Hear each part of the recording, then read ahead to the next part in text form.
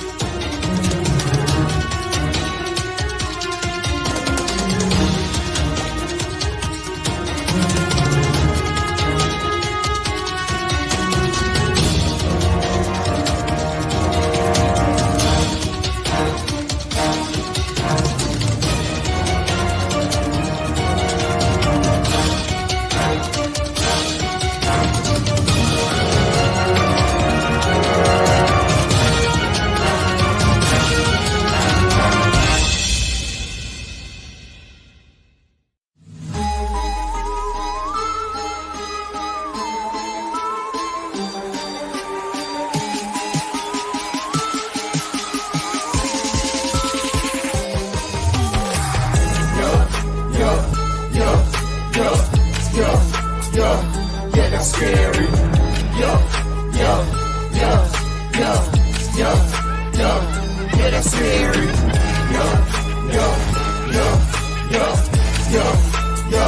Yeah, that's scary.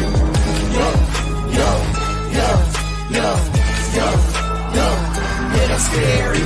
Top 5 dead alive, only came to terrify. Every topic scary, we could lead the bravest paralyzed. Hope you're not at home alone, better keep the lights on. But if you love adrenaline, then welcome to the fright zone. Willie is the leader, the visionary dreamer. Jarrord got the joke, Scaredy cat the screamer. You gon' get this work, if you scared, go to church.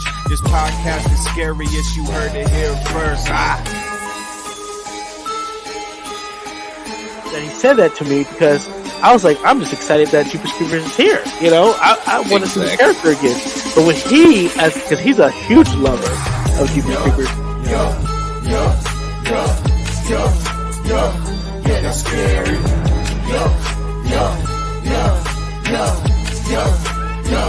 Yeah, that's scary.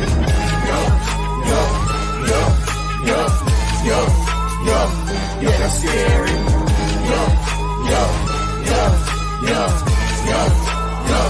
Yeah, that's scary.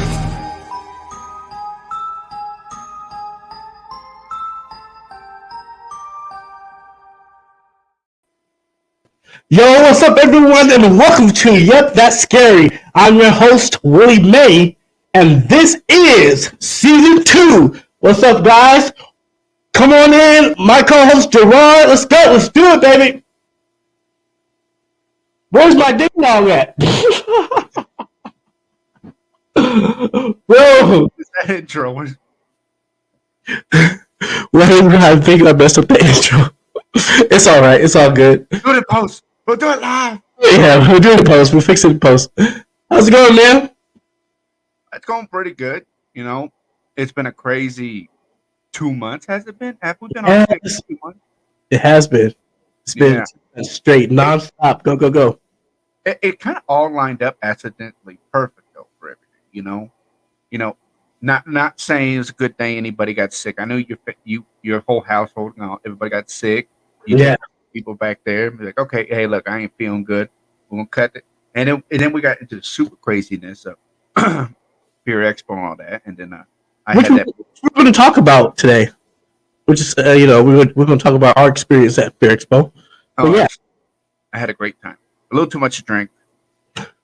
Everyone had a little bit too much to drink, but yeah, you did for sure. You had a little bit too much. You were like what, double fisting every time when I saw you. You had like two drinks in your hand. I mean, look, Jelly Ball was gracious enough to buy several drinks for everybody. Yes, they did. And I went over there and I got a drink. The guy's like, "Here's another drink." I'm like, "What?" He's like, "Yeah, they're free. Somebody bought them for everybody." I'm like, "Who?" It's like Jelly Ball. I'm like, "Ah!" So I got like a drink and then with beer, and I'm like, "Thank you, Clay, for doing that." And then I started going away, and I'm like, I got a hold of you, like, "Hey, there's beer, there's drinks bought." It was an open bar. It was just beer. This is like open bar, and when you have an open bar, the only thing you pay is the tip, right? Yeah. And so, but when it's open bar, that's like that's anything, that's any drink. And then if the bartender doesn't know how to make the drink, you just pull up the recipe, like this is what it is, and they just But it was good, and we thank Jelly Ball for doing that and being a great sponsor of Fear Expo and treating us out to those drinks because that kept the money flowing. You mess with alcohol like me. Right. But yeah, it was crazy. 2 months back to back, just crazy. Yes, my whole household got sick. COVID finally got to us. And it was. I felt like I was out for like a week, solid for sure, a solid week, and then I was like coming back, just like I think I can. Now I don't know if I had COVID per se because they still couldn't figure it out. They think it was just a tough flu, but they did give me. I did take COVID antibiotics, just as a precaution, and I was fine. So yeah. You probably had COVID. COVID nowadays is asymptomatic a lot of the time, so there's no symptoms with it, and it's just you would get it, and you just be, God, I'm tired, man. I haven't done nothing. You go up the stairs, and you're like, I know I ain't that far out of shape. Come on. I know that there's a lot of fatigue, but like I didn't get too much fatigue. I just know I was out. There's times where I just distanced myself with everyone because I was really taking care of my mom. She got it, and then I was taking care of her. My dad asked me to help take care of her, and then I had to drive her car somewhere, and I cleaned the interior just as a precaution and just to disinfect. When someone's sick, you must clean, Yeah. So I did that, and then I was out. I was gone. So what you do? Open up the door, spray down everything, microwave, shut it. Like, minutes. Microwave, Lysol. I had Clorox wipes, and I just went to town. And man, her car inside was dirty. I felt like I was like wiping off skin. That's how dirty it was, y'all. But anyways, huh? McDonald's wrappers under the seat. No, she actually started. Okay, so she's mad at us for the joke. Okay, so she doesn't like to joke anymore, but she's been making a major conscious effort to not have McDonald's and throw the wrapper underneath the seat. So, so no, she hasn't done that.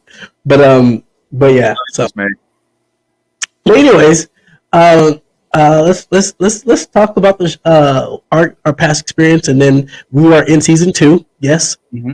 We're in season 2. We're so excited for season 2 because actually we had a team meeting and we talked about season 2 and what to expect and what interviews that we got going on, what events we're going to be doing. And bro, I am excited. I'm like, first of all, again, I'm thinking, how can we do this? How can we get to all these events, man? Because there's so many happening. I mean, you got the cons happening, and there's more and more cons happening. When we say cons, conventions, and trade shows are happening within our industry. Like there is we typically don't do film, the like producing side of the trade shows, but we do horror, of course, Halloween, of course, in the haunted house. And so what I've seen this past couple of seasons is that these shows are growing, and there's more producers producing these cons of horror and celebrities, and then also more trade shows, and it's happening, and I'm like so excited, but yeah, I'm like, how am I going to get to these places?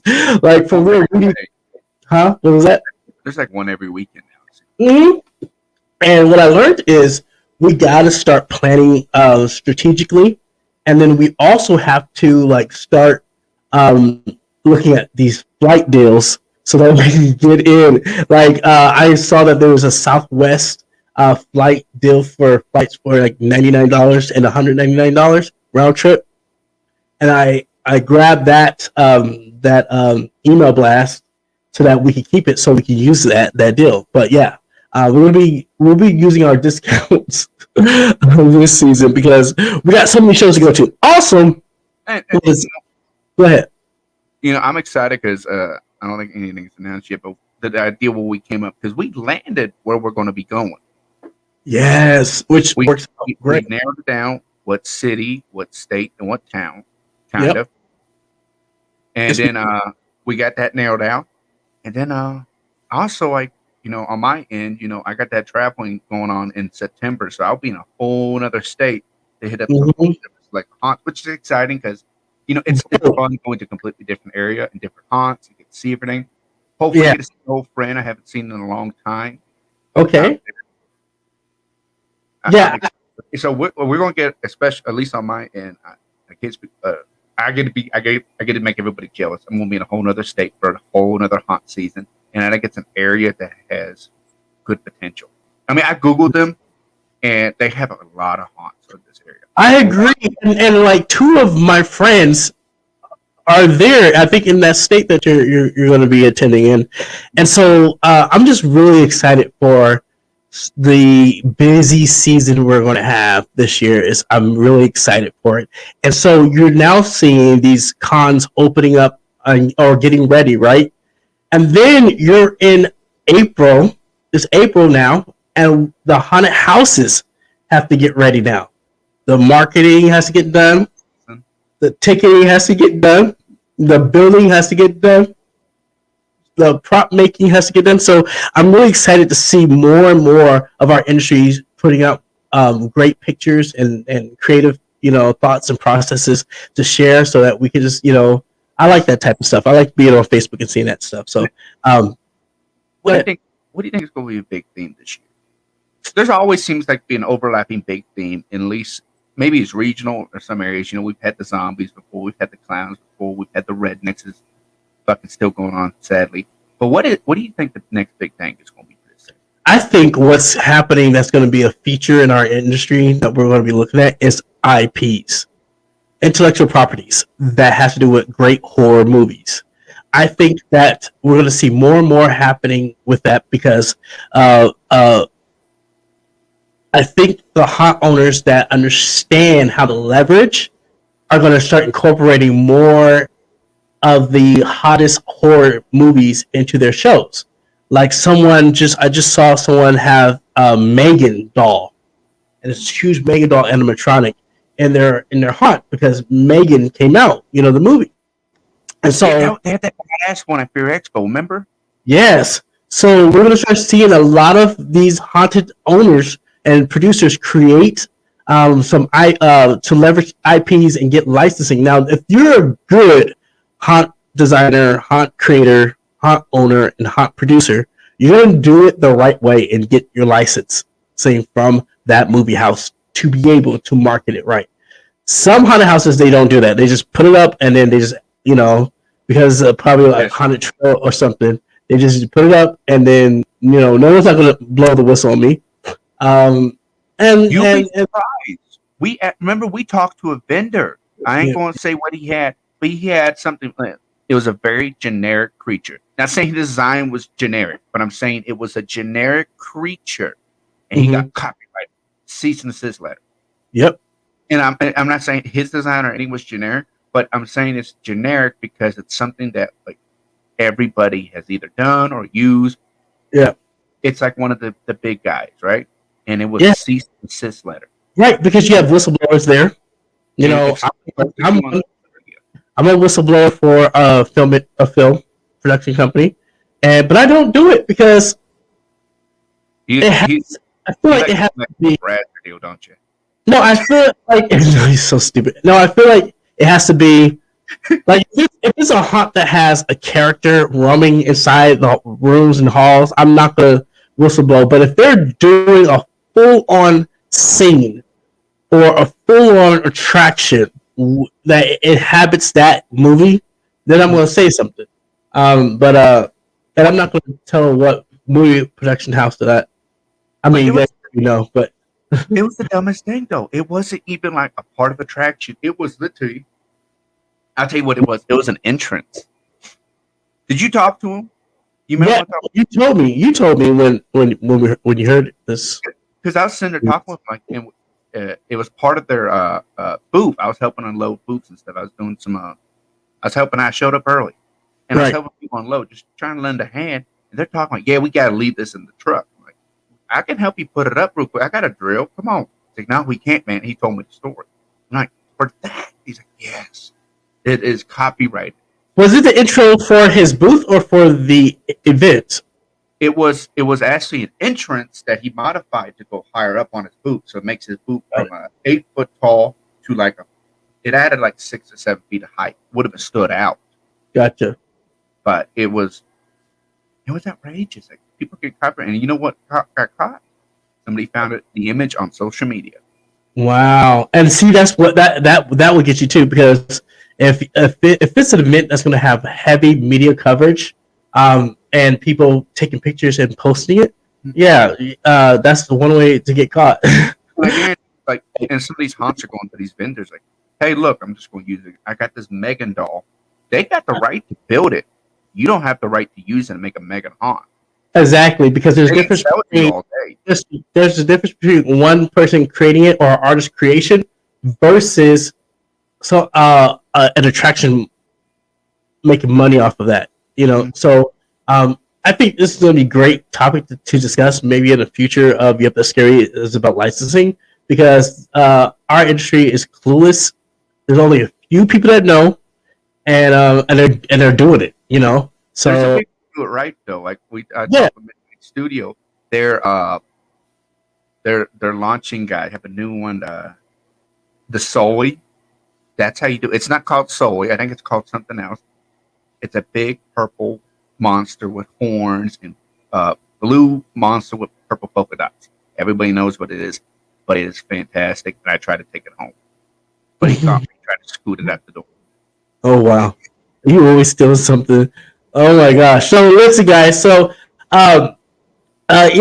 are. There's, like you said, you mentioned a little bit earlier, we're going to be doing a lot of traveling. I think I have a show coming up in May that I need to call the hotel room, make sure my reservation's in. It's a horror con in Texas. Show in May? Yeah, in May. And I totally forgot that I was like, oh, I'm supposed to be in Texas in May. And May's like around the corner. And I'm like, oh my gosh. But yeah, we're supposed to be at a horror con to meet some celebrities, do some interviews, pass out, some flyers about Yep, That's Scary. And so that's happening. There's one happening. Oh, Fair. They're the you know what I'm talking about. The convention that's happening every month in California. They're asking for our stuff and for us to show up. So there's a lot of stuff that we got to do. But I'm so excited that we really went out and we enjoyed ourselves at Fair Expo, which was our first actual convention attending as Yep, That's Scary. But we have more to talk about. But before I go there, let's start. Let's start our show here, man. There's a lot to talk about for today. But anyways, so I watched Cocaine Bear. I watched Cocaine Bear, man. So guys, listen up. Cocaine Bear has been a huge hit with fans and critics alike. If you haven't seen it yet, or just want to see it again, the film has released its movie on Peacock streaming platform. What? Is that a documentary? It says Cocaine Bear, the true story. Let me finish.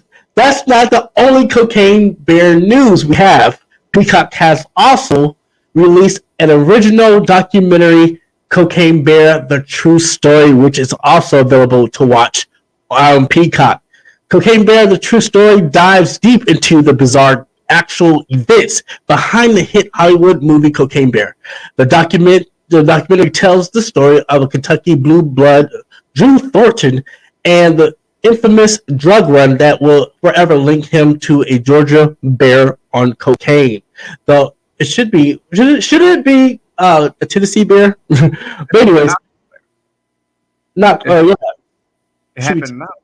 Yeah, but they said, I don't know why I said Georgia Bear. But anyways, the 1-hour documentary features interviews with those closest to the case, including the former sheriff, who was one of the first on the scenes, and the special agent whose team found the Cocaine Bear. Okay, so let me just talk about this. So I watched Cocaine Bear, and I was like, yay! I'm ready to watch it, because we didn't go to the movies. I think it was that time when we were supposed to go to the movies and watch a movie, but it's like, or I think it was you that was telling me this. I was hanging out with you at your house, and we lined up like 3 or 4 movies. And Right. we watched that one with the wrestler. I can't remember his name. The M. Night Shyamalan movie. I enjoyed the hell out of it. And then we watched X, and then Cocaine Bear was third. I passed out after the second movie. Yo, you were out. You were out, buddy, man. You were tired. But yeah, so I was like, you know what? It's on Peacock. I'm gonna wait till it hits Peacock. I have Peacock. Did you see it yet or no? I need you to share me your Peacock Yes, account. I'll give you my Peacock so you can take a look at this. But man, oh man, oh man, this movie was so bizarre, rightfully so. And I felt like, seeing this bear, in cocaine, there was a purpose behind what the bear was trying to do, and what the cocaine did to disrupt her everyday bear life. You know what I mean? I really felt like she had layers that we were like. I was like, this is not just a bear. This is a bear with attitude. This is a bear that's high. This is a bear that is, trying to protect her. I'm not gonna say a lot, but let me just say this. It's a wow movie. It's a good watch, huh? It's a good watch. And but don't take it light. Don't take it serious. Don't take it serious. Just have fun with it. If you took it serious, the movie would be over in 3 minutes. The bear died within like 10 minutes of eating the cocaine. In real life. In real life, right? Right? Yeah. Watch the true story. So let me talk about the true story. Okay. The true story. So I noticed that there was a documentary, and I was like, okay, I'm gonna watch this documentary right after I watch Cocaine Bear. Watch Cocaine Bear, had a good time. I'm gonna watch it again. So then I see the true story, so I started watching that. And I'm engaged in it. I'm looking at these characters. I'm trying to figure out what happened with the cocaine. Everyone's trying to figure out what happened with this cocaine. And like, the bear ate it.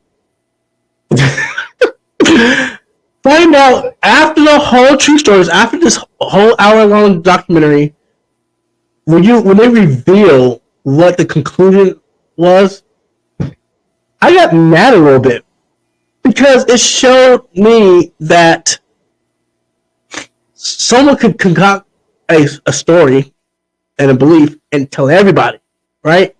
And everybody knows about it. And everyone would do so much to go the extra mile to make $1 off a story. And it felt like one of those stories in Tennessee, And so, as the movie was so entertaining, the story wasn't for me. It wasn't entertaining. It felt flat for me, only because they didn't know what they were doing. They didn't know how to find the cocaine. It was all he said, she said, and I just felt like at that time they should be able to solve a case. So, again, it's good. It's insightful. This did really happen, you guys. Cocaine Bear really did happen. Cocaine did fall from the sky, from a plane. Bear had some, but they do not believe. Can I just tell you that they don't believe that the bear ingested all the cocaine, and they don't believe that the bear died. They do not believe that the bear that they're looking at in this store is the actual bear, the cocaine bear. So you gotta watch this freaking this documentary. I watched the film and then the documentary. Right, watch the film, then watch the documentary, and tell me your take on it, because and you guys, if you guys are watching this at home or watching this, on your phone or whatever, please tell us your thoughts about Cocaine Bear, because we like to know. But again, I think it's an awesome story, an awesome tale that a Hollywood producer was like, I'm gonna write the mess out of this and make this a great hit. It's funny. It has all the blood and gore that I love, and so yeah, I watch Cocaine Bear. This is a mess, bro. This is a mess. Okay, so Renfield, so that's Nicolas Cage, right? Yeah, that's Nicolas Cage. Okay, and so he just came out with a movie. We didn't know this. Well, some people did, but the mass audience, the world did not know that this was coming out until it came out, or until previews of it. But really, Yeah, well, okay. Let me not. I'll speak for myself. I did not know this movie was coming out until they started advertising it and the previews. And I'm going to tell you why in a minute. But let me tell you why they made this much money on previews. Universal's latest monster movie, the blood-sucking Renfield, is sinking its teeth into the domestic box office with $900,000. Sounds very low, right? From 2,750 theaters on Thursday's preview night. It expands to 3,375 locations on Friday. The modern take on Dracula's won't be able to drive a stake through the heart of the last week's box office champion, the Super Mario Brothers. This animated, family-friendly video game adaptation will get another high score at the box office this weekend with an expected 58 million to 66 million in its sophomore outing. Renfield, starring Nicolas Cage as Dracula, is projected to make just 10 million in its opening weekend. Considering that the horror comedy carries a 65 million price tag, it's not a great start to run. It's not great start to its run. It will also have the battle of fellow R-rated horror, The Pope Exorcist, which opens to 850,000 in previews, and also on track to earn 10 mil. What is your thoughts about this? So it's only cleared $900,000 this weekend. 900, yeah, and the Pope Exorcist cleared 850K, but they're seeing low numbers, and some may say it's because you're advertising on streaming platforms and really not really advertising it. But I blame Scream 6. I blame Mario. No, I blame Scream 6. See, look, Mario has nothing to do with it. Mario's in a whole different genre, right? So, Mario take a weekend. Like, that's what it is. Listen, Mario's 40 theater experience. It's got the big name drawer Chris Pratt. It has Jack Black in it. Yep. Some other actors. What's Seth Rogen in it? He's got the big name actors. It's drawing everybody's attention, and it's fucking Super Mario. Right. Everybody wants to see, and they want to see a true good Super Mario movie. I almost went and watched it the other day because I found a 4D theater, and I'm like, "This isn't 4D. I've never been to a 4D theater. I want to see." Yeah, that's awesome if it's going to be in a 4D theater to watch that film. Absolutely. So, like, I blame that, and like this, I've heard nothing but good things about Renfield so far. So, because I knew about it when it was coming out but yeah, last year I heard about it. Listen, it's been in my list for months. Universal is doing it big right now. They're making a move while Disney's sitting back because they just finished the theme park in LA, right? And they're rolling out this star-studded cast animated film, which my bro, he's like 30 something, hits me up and tells me about how good this movie is, and you got to check it out because it's not what you think it will be. Or Mario. Yep, exactly. So I'm like, whoa! But listen here, the horror community has not wrapped or support this Dracula film. We haven't. Scream 6 was so loud in advertising, publicity stunts, and merch. They were so loud that I think it covered Renfield. I mean, you guys let me know what your thoughts are if you guys watching at home.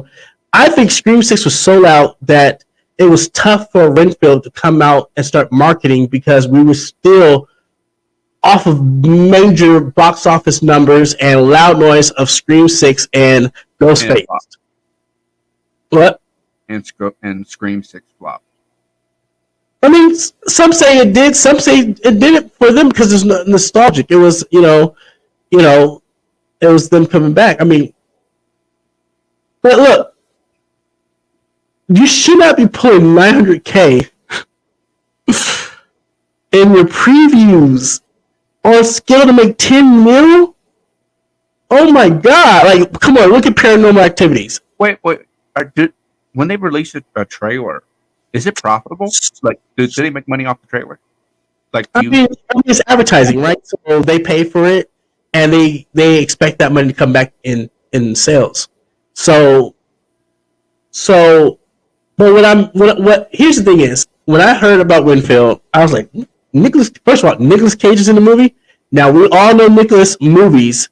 Some get hype, some don't. he did a fantastic one recently with the guy who plays in The Mandalorian and The Last of Us, Pascal. Mm-hmm. Yep.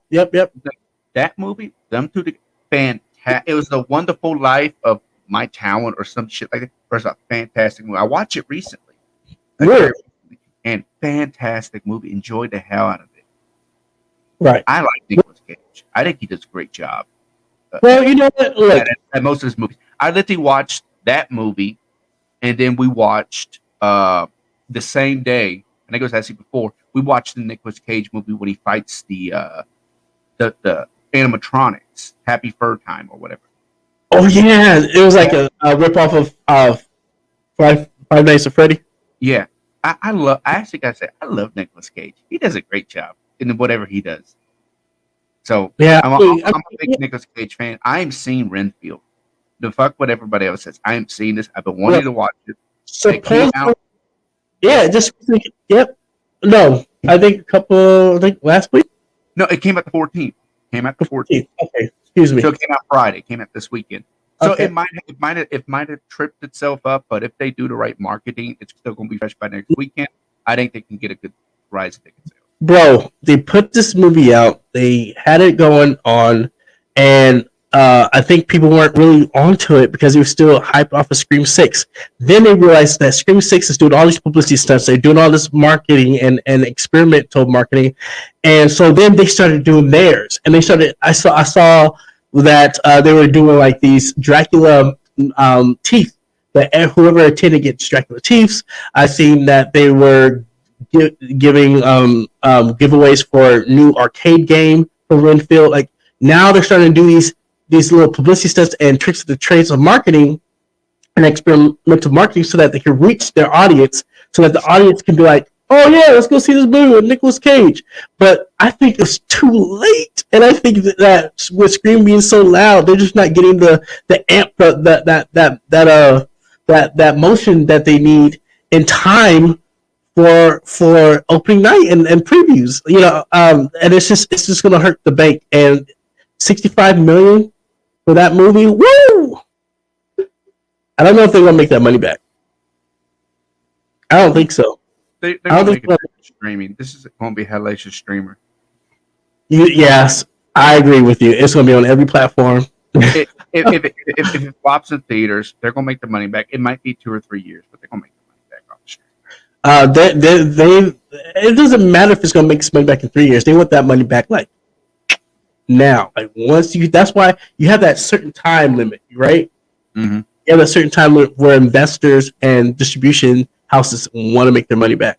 So I don't think they're gonna make it. I mean, think about the worst movie flop in the world. Waterworld actually made its money back at one point. I think a couple years ago it made its money back finally because it streams and DVD sales. Well, I mean, but that's after the fact. That's back in deals. That's But crazy. let's for Universal to be doing Super Smash Bros. And then Renfield, they're just competing against themselves and they're having fun doing it. And so I don't think they gonna be so upset that this is losing because Super Mario's is winning. I mean, look, 66 million on track for $66 million. I mean, come on now. But yeah. But that happened with Renfield, and I feel so bad for Nicolas Cage on that movie. So I don't think this will be a part 2. Let's see here. What's the next one? Okay. Oh my gosh. So I heard this in the news. So Kim Kardashian is joining American Horror Stories season 12. What are your thoughts on this one? Because I don't know about this. I don't even know who the hell Kim Kardashian really is. She's the one that married to Kanye West or whatever. I don't know. I don't care. I don't know Kardashian. nor do I watch American Horror Stories. I tried to What? watch the show years ago. Uh-huh. The opening scene is like a ghost rape scene. I'm like, I don't want to watch this, and I turned it off. I have No. no. Let's talk about it. So this is a TV series that is on Fox that Ryan Murphy is it Ryan Murphy? Yeah, produces the producer of Glee and American Horror Story. When it first came out, it was huge, right? It had a huge splash. Then as time goes by, it has a very small niche, but large still following. And when I heard this, I was like, first of all, I don't care about Kim. What horror lover cares about Kim Kardashian? It's just, I don't know. And then, American Horror Story is going on still? When will it be over? As you, Yeah. as you can see, we're talking about Kim Kardashian. I had to pour myself another drink. It is noon, and I'm pouring a drink because we're talking about Kim Kardashian. I have no care to talk about Kim Kardashian, but I'm going to talk about the American Horror Story. It has a market, and it knows its market. Its market is young adults who like horror, and they know Kim Kardashian. It is the cult horror. It is the deep horror. And here's the thing is, the stuff that they show American Horror Story, I'm like, whoa, can they show that? Like, I still remember when The Simpsons cussed, and it was a big deal, And so, seeing how racy the show is, and seeing how they're going to that edge, you know what I mean, and how every character is getting raped, it's crazy. And Can we say the R word? Like, rape? Yeah, because this is pausing this topic. And this is like because I've been seeing so many social media platforms, they have to start censoring the R word now. Really? Can we say that? We need to look that up. I know that it's a touchy subject, of course. Talking about rape and whatnot, and it shouldn't be just tossed around willy nilly. I didn't mean to cut you off mid sentence. I just had to voice that out real quick. So sorry about that. I just cut you. Yeah, but I mean, with Kim Kardashian, look, I hope that she's one of those ditzy blondes that will trip the stereotypical horror movie fall, and she gets stabbed and she's out, because I'm not going to watch a whole season with that. I'm sorry. They couldn't afford Kim for that long. I know she's bound to be expensive. No, listen, they would do anything for $1, and ask their mama. What they probably did is Kim, you're gonna make X amount of dollar off of our profit if you show up in the season, and she's gonna last for a season. They do that. Either she's gonna be a cameo and she's gonna be killed off real quick just to get a spike in viewership, right? Or she's gonna make money off the back end, and she's doing stuff like that. I think she's smart enough because she's a big businesswoman. They all make good money. I've heard. Yeah, they can position themselves very well to reap the benefits, and so I just don't.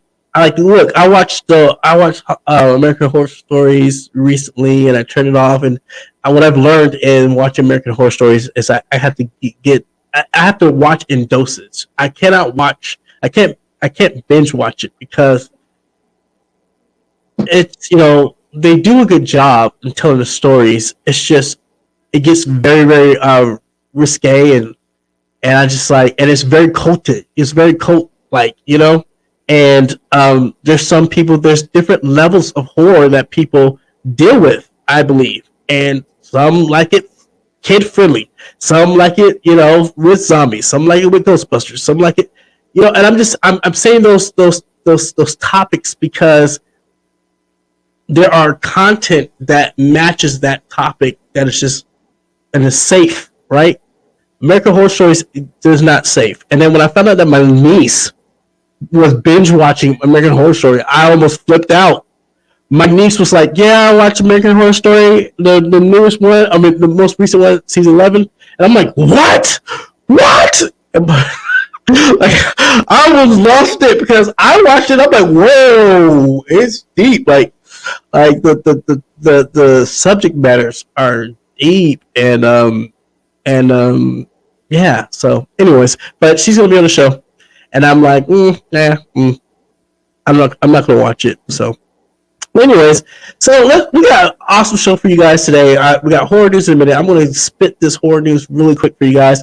I want to say to Kat, we miss you. We love you. And we're so sorry that you can't make the show, but we hope to see you soon. Because we got some good news. I'm so excited. I'm just excited for you. Yep, the Scary and all the things that we got going on. And I'm excited to travel and meet all these horror businesses and haunted houses and all this good stuff that's happening in this year. So, anyways, but let's get this party started with horror news in a minute.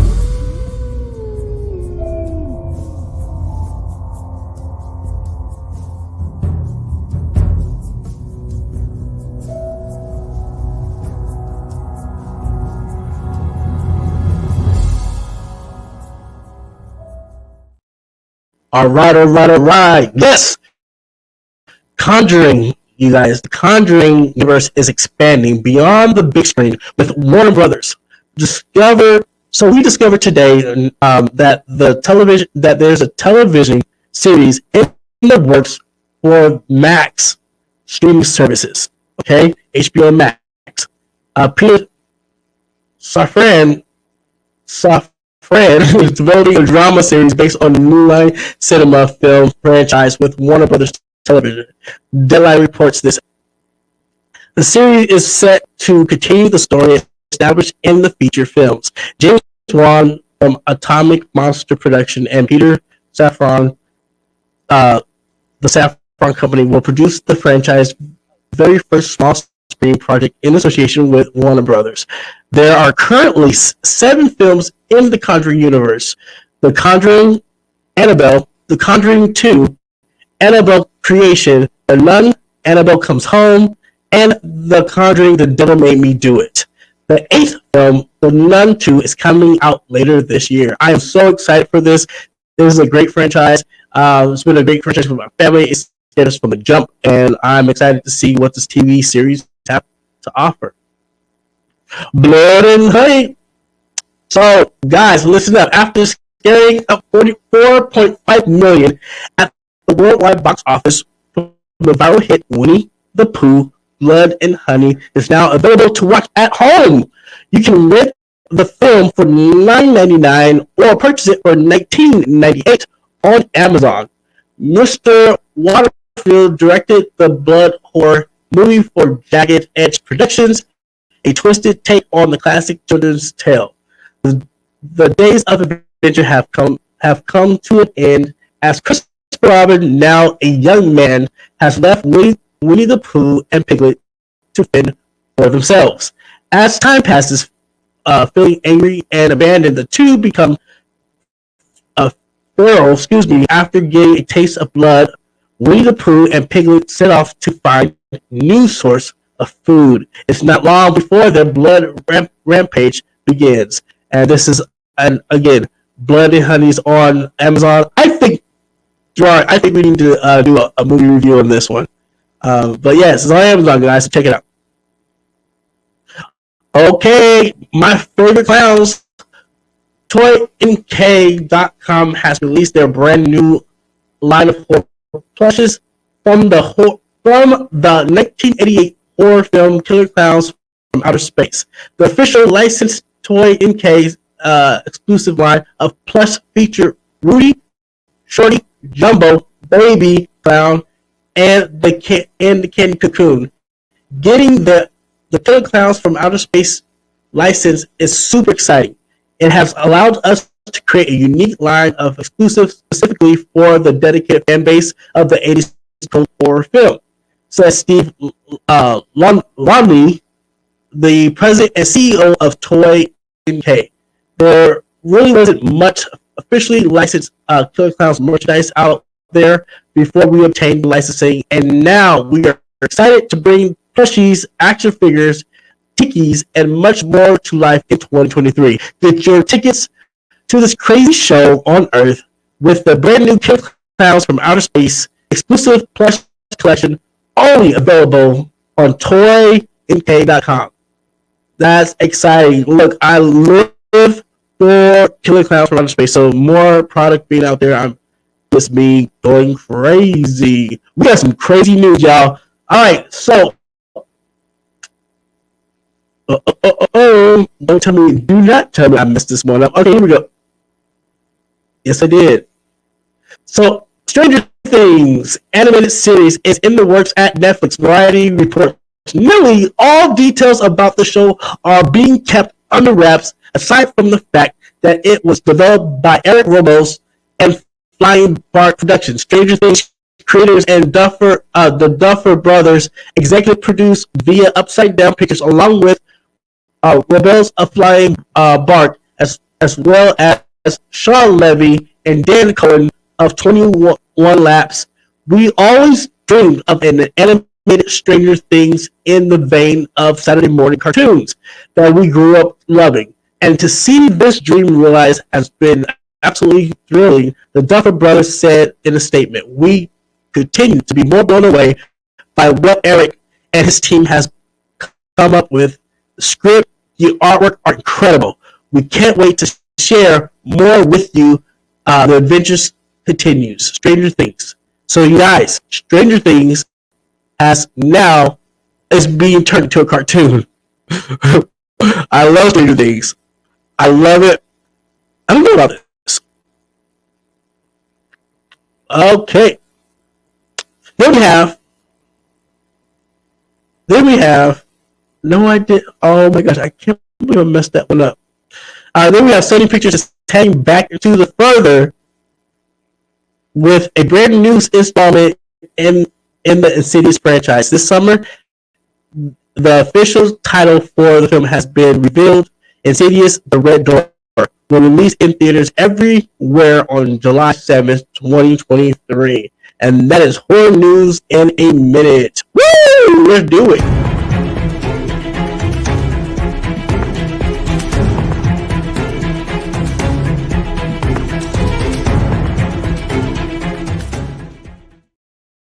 Yo, so let me just say this, Jarrord. I messed that one up because there is more news in there that wasn't on the slide. So as I was like hitting the slide, right, and looking at the graphics, they didn't match up to the news. So like there's like two more articles that we're supposed to be talking about in the news. So we want to apologize to everybody that follow us and love our show because it's been busy. We've kind of taken some time off and we started our season 2. And so hearing all the good craziness about what's happening in our industry and what's happening in horror, I gotta tell y'all, I gotta let y'all know what's happening. And so our horror news in a minute is getting longer and longer. It's not in a minute anymore, but there's so much to tell you guys that it's getting crazy. But to stay relevant, I have to kind of put it all in one show. So what I'm going to do is I'm going to make sure I post all of these articles in our Facebook page so that you guys get this information as well. And then also I'm going to cite the two that I missed for next weekend. Okay, but I'm excited for our season 2, Jarrord, because we got some new segments coming in. Right? Yeah. We got the Yep, That Was Scary segment where our hosts are challenged and challenge each other to face their fears. Now, I don't know if you was, so you had the first attempt, correct? You had the first whack at you, right? How was that experience for you? It was a good time. I enjoyed it. Had fun. Yeah. Worried. I'm not worried. No, I'm not very scared very often. At least. So, but I mean, let's talk about it, Jarrord. Let's be real.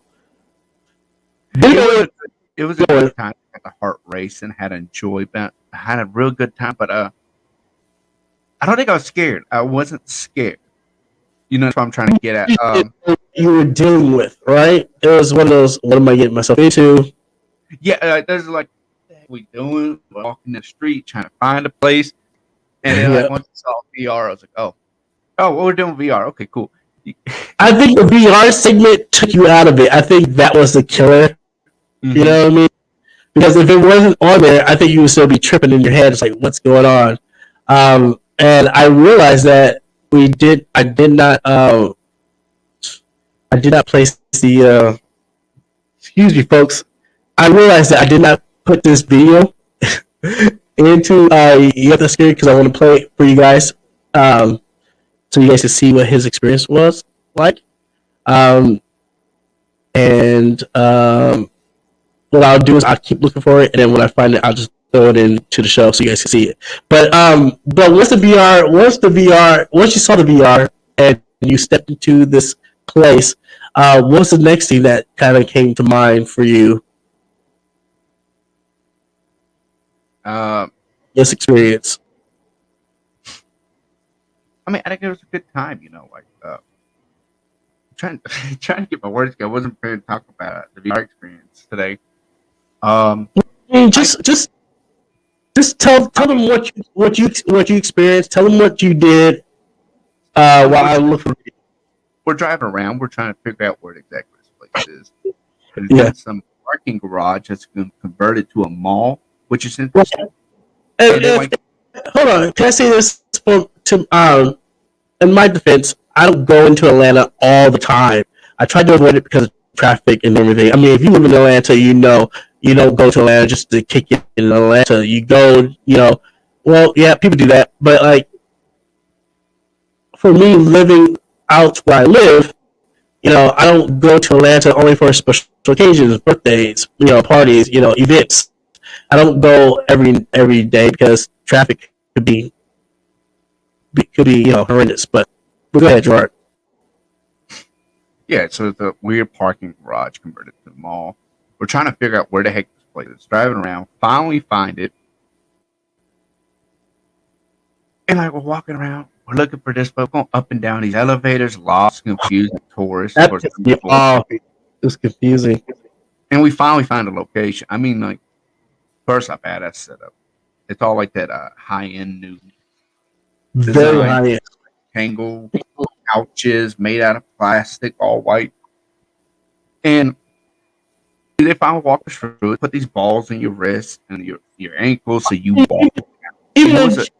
Hold on, Jarrord. Even checking in, it was like very high end. Like it was very like there was like very little interaction with the staff until needed. You know what I mean? Like they didn't even greet us. They didn't even greet us. They like check in, and so until we check in, then they're like, okay, now we know who you are. We know that you're supposed to be here.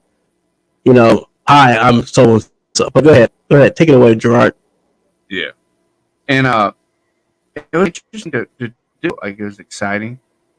I'm trying to get my words together for this. Why just tell the story? We get in there, they put the balls in your wrists and stuff. And the scary part, if there's any scary parts, when you put this mask on, you can't see nothing else besides the mask.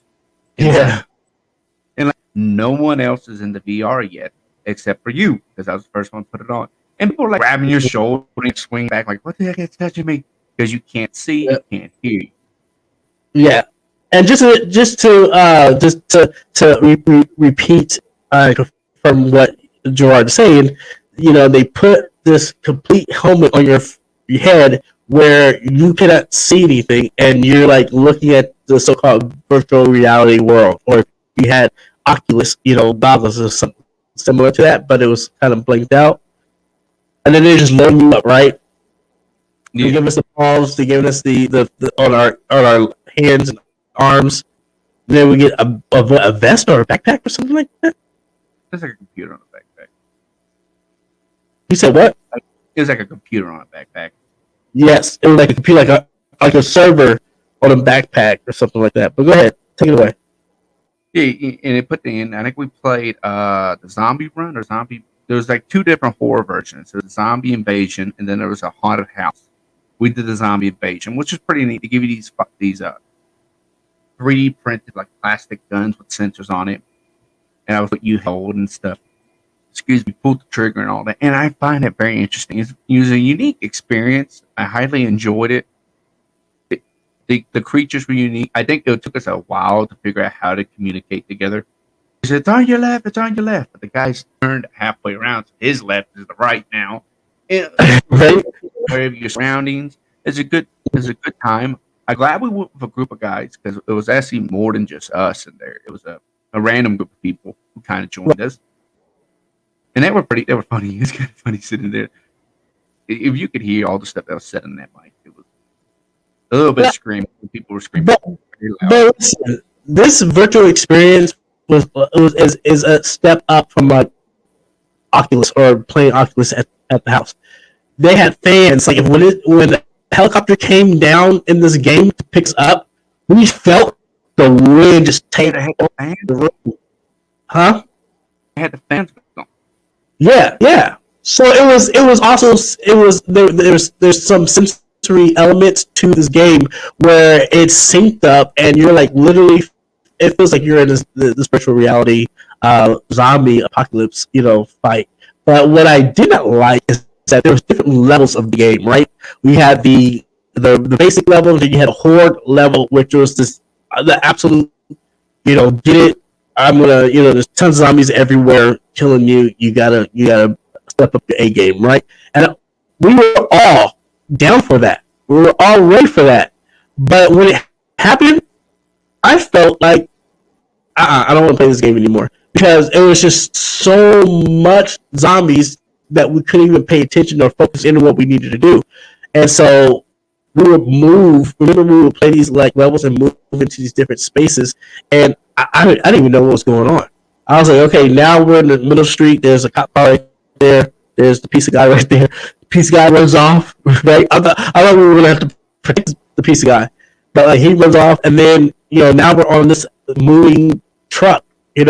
So there's elements that you can easily miss in this game, but there's so much. To me, there's so much graphics and design that just makes it really a cool experience. And so go ahead, take it away. Keep going. Well, where is that? So yeah, you had the fans on. I've heard there's some of them now mist you with water. We didn't have that experience, or at least it wasn't in this game we played. Right. They also have fire, and there's a fire you can feel heat. Really cool sensory elements with this game. And so it's from our different sandbox. We're gonna I'm trying to get these the video ready for you guys. I do apologize for not having it up here. I thought I did. Yeah. So again, this is our new segment that we'll be bringing in. Our new segment will be of course discussed on the show. And then of course it will be a video on YouTube. But we want to make sure that we can challenge each other and see how frightful our experiences can be, and will we step up to the challenge. And so what I did was I challenged Jarrord to doing a VR experience where to kill zombies, and I just wanted to see his thoughts. Some people will freak out over doing Oculus. I seen, my mom, she has Oculus, and I seen her freak out in that VR space. So I was like, all right, let me see if I can freak out Jarrord. Jarrord is a gamer, so he was like, I'm good. So he totally, we killed that. We did a good job at it, but I was afraid of not knowing what to expect, and so that was my thing was, but we did it. It was a fun experience, and our people at Sandbox hooked it up for us, and it was pretty good. But it didn't scare you. It wasn't scary. So you accomplished that. And what was your score, by the way? You came in what? I got second place. Yes. The other guy who was there, he hasn't played before. I think I lost him by 2,000. Right. And then I came in third place. But we did a good job. I think we did a good job, and I think without you knowing what you were getting into, I think you successfully accomplished that challenge. Mm-hmm. So now you got to get me. So listen, dude. I'm just saying, I went light on you. You better reciprocate that. Don't try to go far in the deep end, boy. I'll just do a bring you to work day. Okay. Working in the psych ward, you know, you Yeah, get and those people, I they're heard, rocking in the corner like, like I've heard the scene. So yeah, big baby, it's a big baby. Come on, you know, just one little love. well, guys, check out Jarrord and his VR experience. Here you go.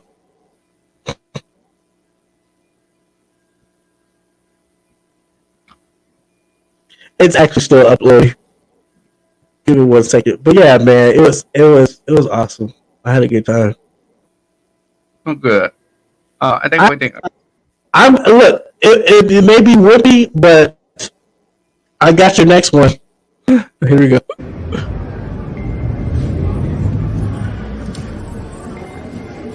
Hey, this is Jarrord with Yep, That's Scary, and today's my challenge for Yep, That Was Scary. Right now we're at Sandbox VR, and I really don't have an idea what the hell I'm doing. Let's see what we're going to get into.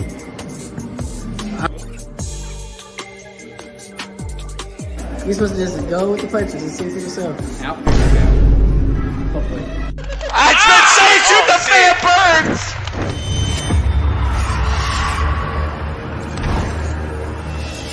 Yeah, I'm on the left. Look to your left. Look to your left, Dad. Turn your body. Yo, I'm...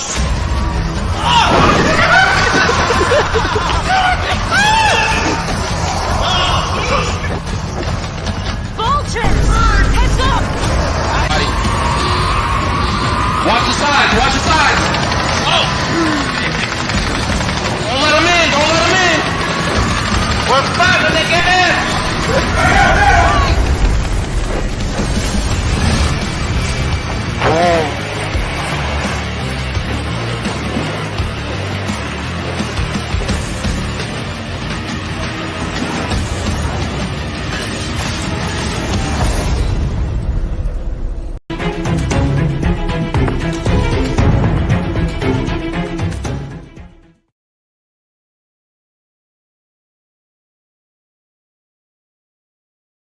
Go. So I think I did good for your first one. I gave you a little challenge, and you successfully did it. The next one's going to be a little bit difficult. You have to get me, and while you're getting me, I have to go and get a cat. So I already have hers planned in California. I already have it planned, and actually hers is a little bit. As I was thinking about it, I was like, oh shoot, I should have had her do this challenge and have you do the one that's in California. And so, because it's a little bit difficult, and you got to use your brain, but it's going to be a good challenge for her, and I can't wait to make a screen. So, yeah. Huh? Shut up! Why are you going to say something stupid? Anyways, but yeah. So yeah, check it out, guys, on our YouTube channel. This will be more out there, but yeah, I'm excited for our new segment. Yep, that was scary, which allows us to be challenged by the host to face our fears. So that's going to be great. Yeah, are you ready to take it or skip it? Yeah, let's do that. Well, let's see what movies are out coming out. So I missed take it or skip it. Here we go. Excuse me, let me cough. Take it or skip it, stream it or miss it.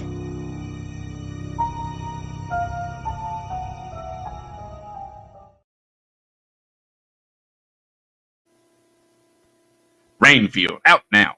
What would you do if you're offered a job as an assistant who collects people for Dracula? Like, how do you even get that? Get a resume or do an interview kind of job? Well, if you're like me and you think about these questions, well, check out Rainfield. Kind of like a horrible boss, Dracula twist. Let's take a look at Rainfield. Mr. Renfield, welcome. I am Dracula. You will make a very good assistant. No, he's evil. We will protect you. You have the word of the most trusted institution on earth, the Catholic Church.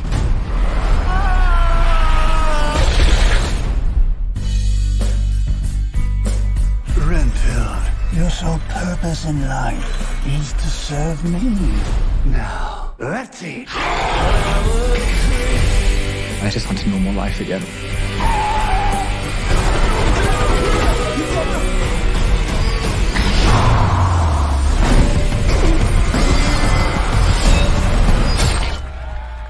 bless you, Mr. Renfield. Oh, God bless you, nuns. You're a hero. Robert Montague Renfield. Let me explain. I work for Dracula. Count Dracula? It's the real Dracula! Some call me the Dark One. Others, the Lord of Death. So you bring him people to eat? Well, I do other stuff. Like what? Wash his cape? No. The cape is dry clean only, strictly. Yeah, I will wear this fly, yeah. I don't think he's such a bad guy. But you're never really gonna be free until you face him. I will no longer tolerate abuse. I deserve happiness. Let me explain something to you, okay? You deserve only suffering. I will unleash an army of death. Everyone you care about will suffer because you betrayed me. We have to stop him before sunset.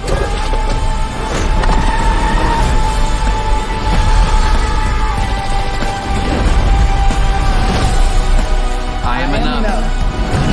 I deserve happiness, and I take full charge of my life tonight.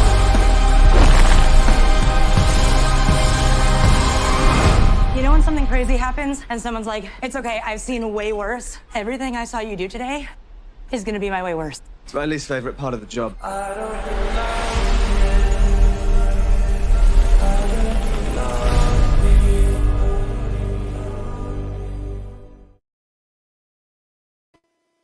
Oh, that's cool. You know, I think we pretty much, I think we dive real deep into this. So like, Well, we dive what is this? deep into the marketing aspect of it, but for me, look, I say it again. I said it once. I say it again. I love horror comedies. I really do. If I get a jump scare and a laugh, I'm with it, right? So this is a ticket from me, a ticket from me because it's in movie theaters. So yes, I will be watching this one for sure. For sure. I agree. I think this will be a way for me to go to a stream because I'm a street son of a gun. Mm-hmm. There's very few movies nowadays who I'm willing to go see in the theater, and it's, I don't know. I'm going to stream it. This is what it is. I love the idea of it, love the concept of it, but I got to stream it. It just fits my lifestyle a little too much. You love Nicolas Cage, so yep. Oh, absolutely. Until then, I will watch Happy Time Murders or whatever with Nicolas Cage again. He's in that. Happy Time. Here's the puppet. Yes, the animatronic one. That's you talking about the puppets though in Happy Time Murders with the cops. And it's the humans and the puppets. No, the one with the animatronics. But that's not Happy Time Murders. No, that's not. I'm bad with movie titles, but this is going to be stream it for me. I love the concept. I think this is going to be fantastic. I think people need to go see it because it's deserves more praise than what it's getting. I think it looks like a good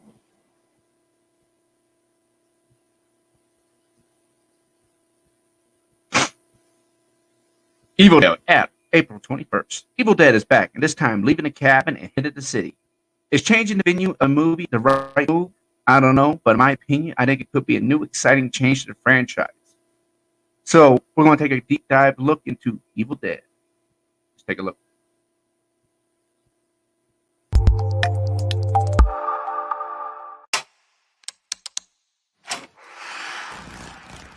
What is this? Shall now commence reading aloud the Book of the Dead.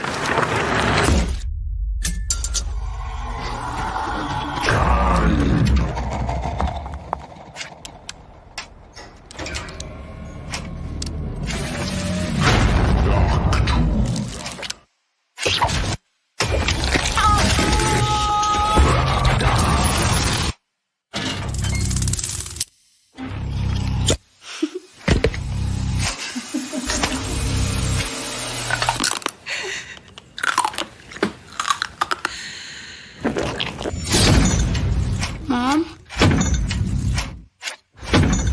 Open up now. We can be a big, happy family again. You don't look so good, Mom.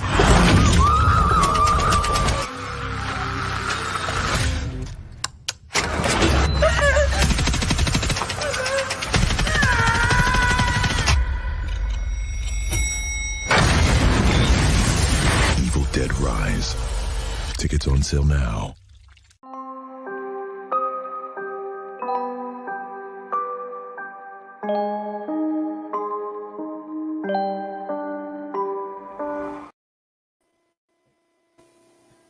Now, I'm gonna be honest. I'm super excited for this. I love the Evil Dead movies. I think they do a hellacious of a job, and it always sticks. Every time I hear the word Evil Dead, I remember the evil tree scene. Yeah, Where it, the whole tree molested that. I don't know what Sam Raimi was thinking when he created it, because it was Sam Raimi who created that. I don't know what he was thinking with that or what he was on, but he decided we're gonna make trees evil, and that has always, I think it's cemented this series into the worldwide. I'm excited, and I love that they're changing the venue. It's not the cabin anymore; it's the freaking city. And I don't think I gave you the red band trailer because I was like, I'm going to do the regular trailer so they can't flag us. But that was a gruesome trailer for a non-red band. I think I need to watch a red band trailer. I don't like to watch trailers too often because I like a lot of surprises. But what do you think? So I think they take place in the cabin. I think they do. Even though they kind of bounce, I think the characters kind of bounce back and forth. But first of all, Evil Dead was one of the scariest films out there when it first came out. And I'm so excited to see this franchise grow. Because at that time of filming, there were these shock values that would happen. That's why you see the tree, molesting that one girl. There are shock values in horror because they could do it. Mm-hmm. And Evil Dead led that on, and in my book, in my opinion, and I'm just excited to see that the franchise and these new characters are coming forth. So it's a ticket for me because I love Evil Dead. Number one. Number two, to confirm that why I'm going to go and watch this movie is because when you're ever in a dire need or a situation where your family member gets possessed or something happens to them, it gets scary.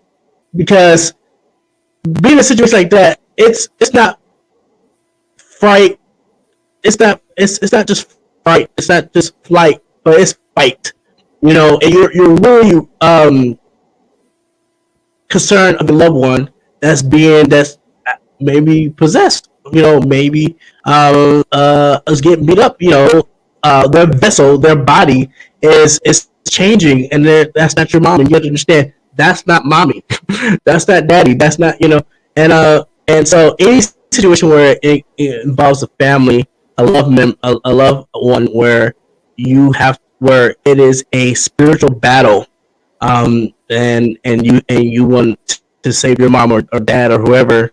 And you got to fight for that. It's going to be a good movie, and it's scary, because when we watch movies, we like to compare.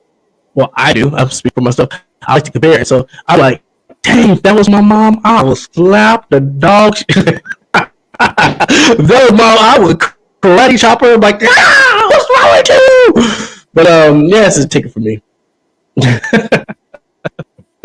You know that's going to be a ticket for me. This is going to be the easiest thing in the world. I'm gonna go out and see this. This is actually one of the few movies I think would be worth to go see in the theater. Right. And I will. Now, let me just say this: I heard, because this was in South by Southwest convention, which I used to attend. And let me just say this: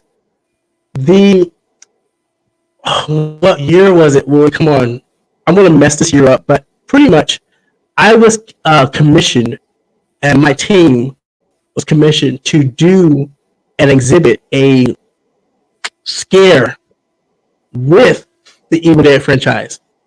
Not this one, but I think I'm trying to remember what film it came out. And so we created a cabin, and we had scare actors out there, and it was a huge success.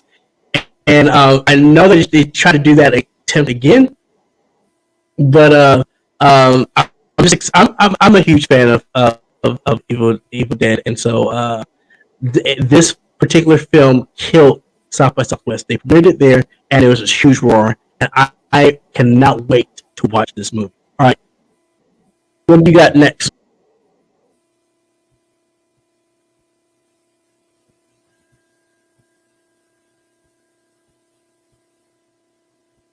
Shark Attack coming soon. Well, this came across my desk, and I was going to push it aside, and then I noticed something a bit different from the film that has drawn my attention, and maybe my co-host can see what I saw. Maybe the new shark film can gain a cult status, as in the other films can. Now sit back, enjoy, and remember to stay out of the water.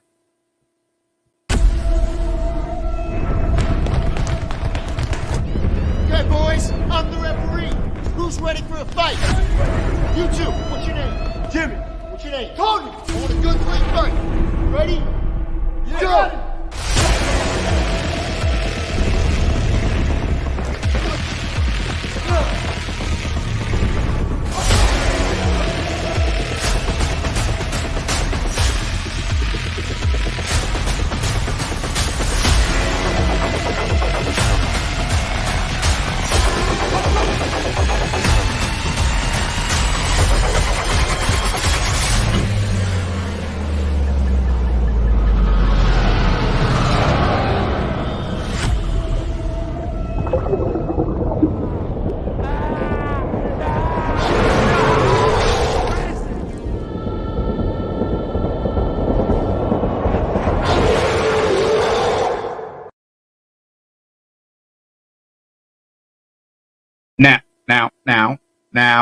Now. I already see your face and that little screen on my screen. Come back. I gotta talk to you about this. I want to see if you noticed what I saw. Do you see why I picked this movie? No, I don't know why you picked. First of all, I don't know why you picked a film that was created in 2019, 2022. No, this is coming soon. This is coming out this year. So there, okay, okay. The director of the movie is Tommy Wish. I can't pronounce his last name, but he's the director, creator, and executive producer for The Room. That stupid, terrible movie. I did not hit her. Oh, hi, Paul. Or hi, Tom. I think I know what you're talking about. Yeah. It was so bad I erased this from my memory, but now you're bringing it into my memory. But they made a movie. They made the movie about him with James Franco. And I'm like, yes, I know what you're talking about. Yes. He's making a horror movie. I had to put it in. Seriously? Are you serious? First of all, did you... Okay, hold up. That was the worst film. Yeah, because he was like acting like they were producing a film with James Franco, and yeah, I get it. I erased that from my mind. Now you're bringing it back in, and that guy has a shark horror movie. Yep. What are the odds? I figured it would be interesting. It's like, hey man, I made a crappy movie. I'm about to make another crappy movie, but horror. He paid for his own movie. I know. I mean, he put his money where his mouth was. But I mean, look, all the shark movies that came out still can't touch Jaws. Number one. Number two, did you not watch the trailer with me? Those graphics were horrible. Two. And I knew it was going to be terrible, but like that's the point. It's like a high school production.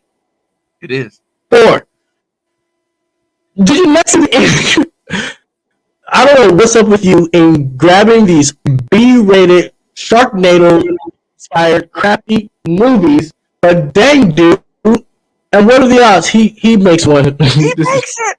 That's the whole reason. Listen, I saw it. I have 2019 and 2022 on your end credits, and it's not even out yet. Well, it's that guy.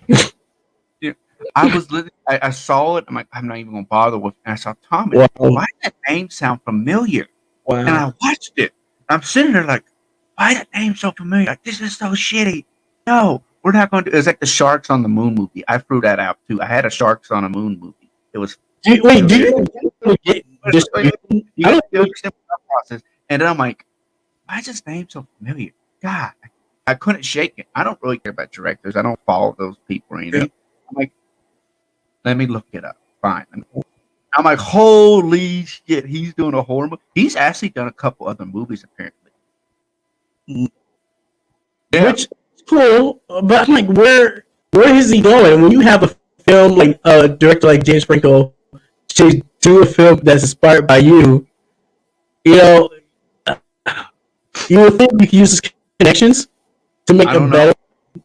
But like, and you know, and who knows if anyone wanted to back him? But man, that film sucked.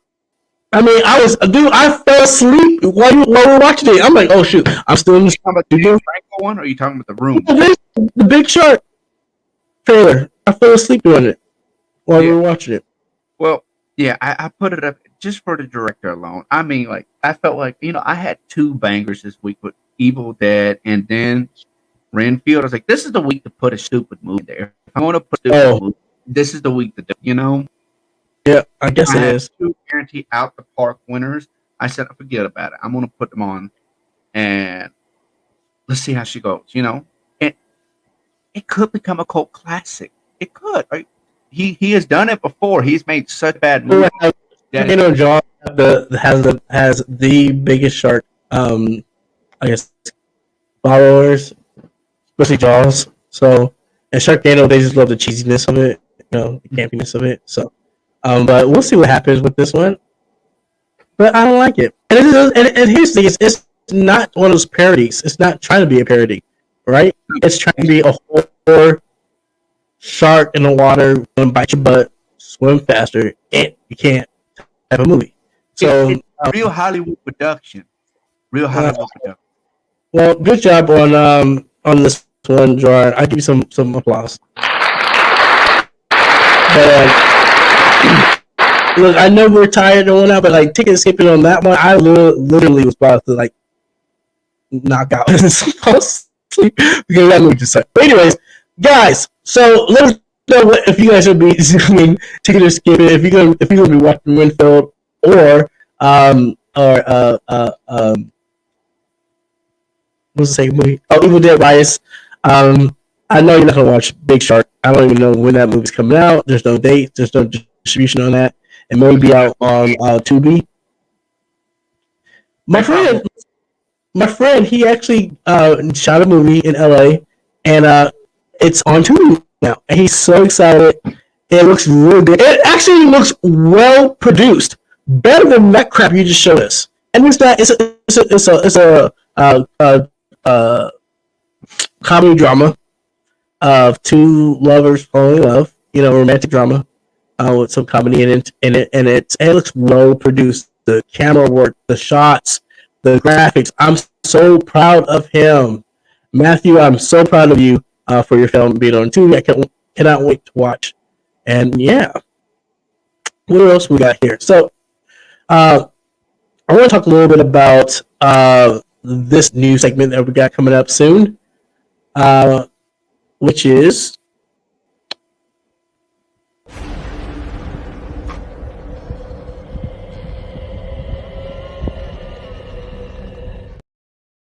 so we have a new segment that is going to be conjunction to our show.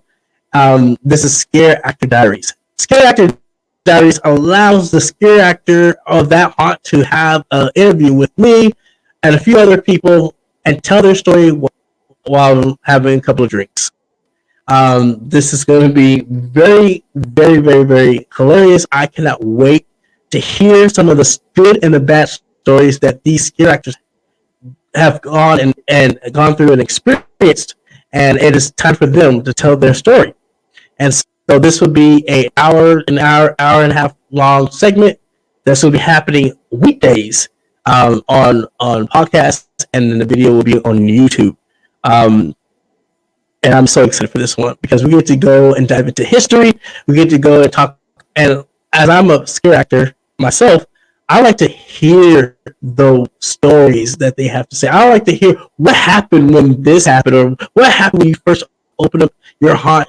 Was you scared? You know, as this one stunt being done at the haunt and has never been done before. How was that like? You know, I want to really shed light on these topics and really hear from scare actors. So, if you guys are a scare actor and would like to be on that segment, please go to our website, www.yepthatscary.com, or just go to our social media at Yep That's Scary and send us your information. Let us know if there's interest in telling your story on Scare Actor Diaries. We want to hear from you. This is, again, in conjunction. So if you're watching at home, if you're seeing this segment will not roll on during a show. It will be in its own category and its own podcast segment on Yep That's Scary. Also, it will be a YouTube video where you can watch, and it will be kind of spliced up. It won't be the whole entire run, but it'll be spliced up, just entertain and let you guys see a little bit something. But I'm really excited for this one. This is something that I'm very curious in hearing some crazy stories. And let me tell you, I heard some crazy stories. And the reason why we want to dig it up is just to laugh and also to kind of educate ourselves on how crazy the world is so we can protect ourselves a little bit.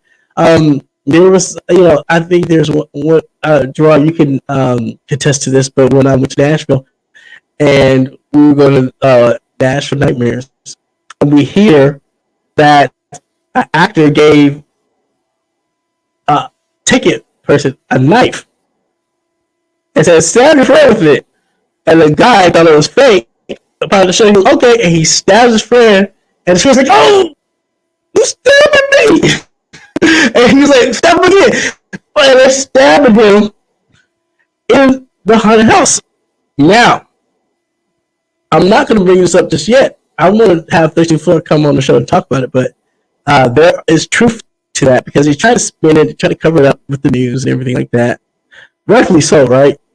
But they couldn't, and we went to 13th Floor, and I had to confirm. I was like, yo, why do you have cops? Why do you have cops in your makeup room? Huh? Why do you have cops in check-in? I've never seen a haunt turn the cops on the actors. And that confirmation allowed me to know exactly, oh shoot, this did really happen. And you're here to, keep the peace and to make sure nothing else stupid will happen. And yeah, so again, we have Scare Actor Diaries coming this May, and Scare Actors, even icons.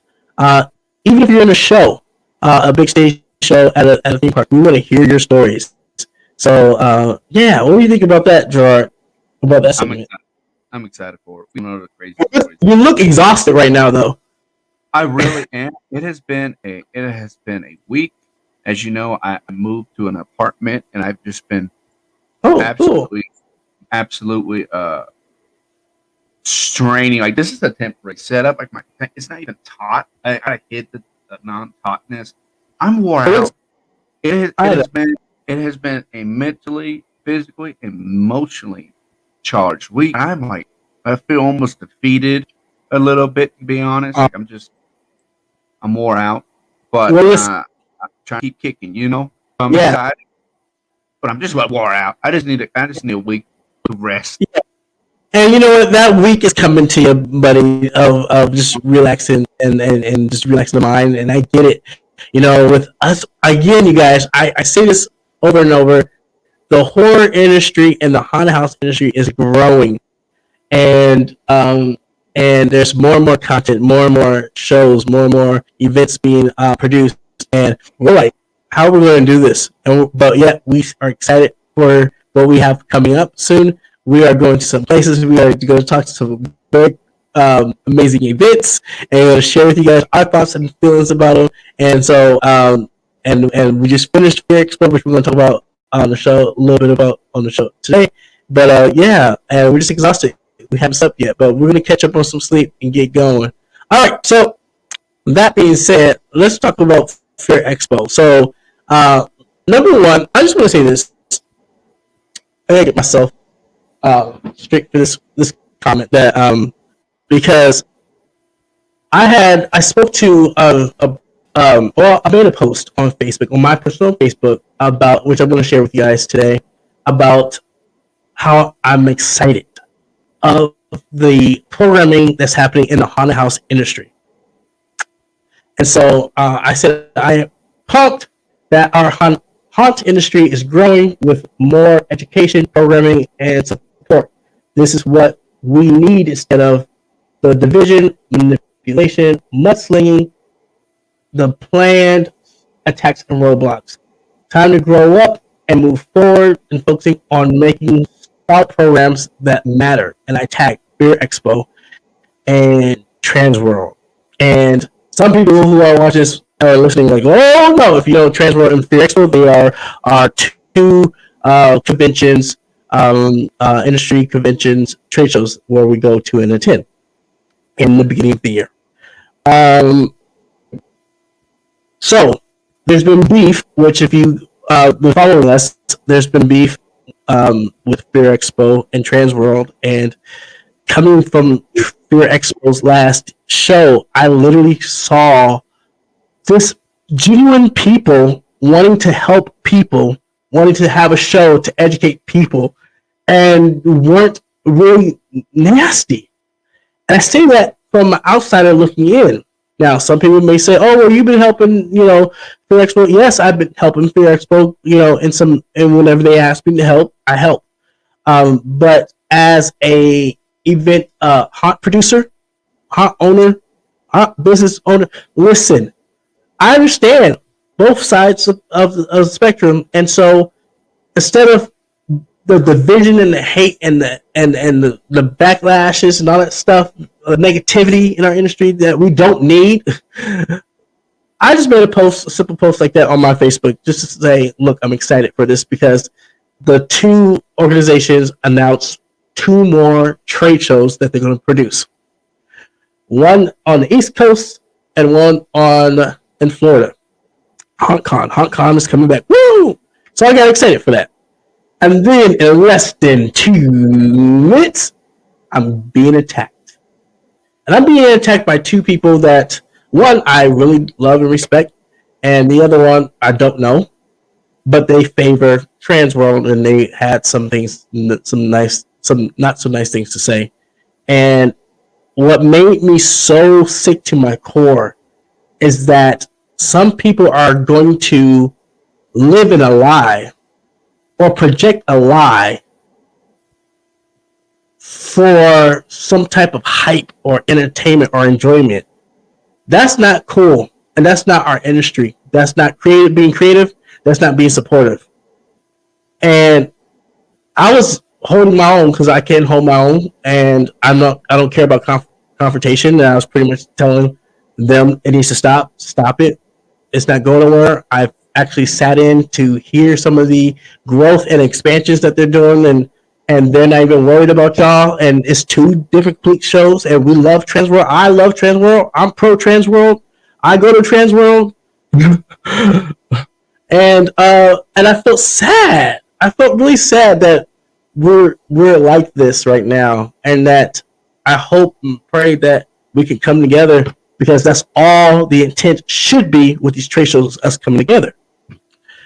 And so one particular gentleman decided to hop in and argue with me about what HauntCon has done, and I'm going to speak about it candidly because I can do that. So HauntCon produced image of this beautiful. You see it in the center, just a little bit of it, of a resort or hotel, which may look enticing to be. Oh wow, the show's going to be there. Or I didn't take it like that. I took it as it's in Florida and it's going to be in a resort convention because they have them out there. And so this gentleman decided to say, hey, they're scammers because they put out this artwork and slapped their name on it and said HauntCon's coming up. But that is not the hotel the show is at. That is at the hotel we're staying at. The hotel is this, which is smaller, and it's a rinky-dink. It may be to some people. It didn't look it to me. And I'm thinking, well, maybe because that's where the show's at, And I said, listen, they announced this literally yesterday. And you're taking things and nitpicking and adding more to the flame where there shouldn't be on flames. And that hurt me to see someone really like that nasty to do that. And I said, well, look, that and I've been a marketer. I've done marketing. I've produced events. I've seen it where you would tell someone something and they will give you something else and you're like, oh, that's cool, and you just post it and it's wrong. Hello, Netherworld, when I did my first haunted house, the collector was on my flyer. and the graphic designer put them on there, and this is my first haunted house, my first time going pro. I didn't know about Netherworld at the time, but there's the bone collector on my flyer. There's a graphic designer, found them and put them on my flyer. So there's a mishap there. Well, this could have been a mishap. I don't know. I'm not with Hong Kong. I'm not in the mix.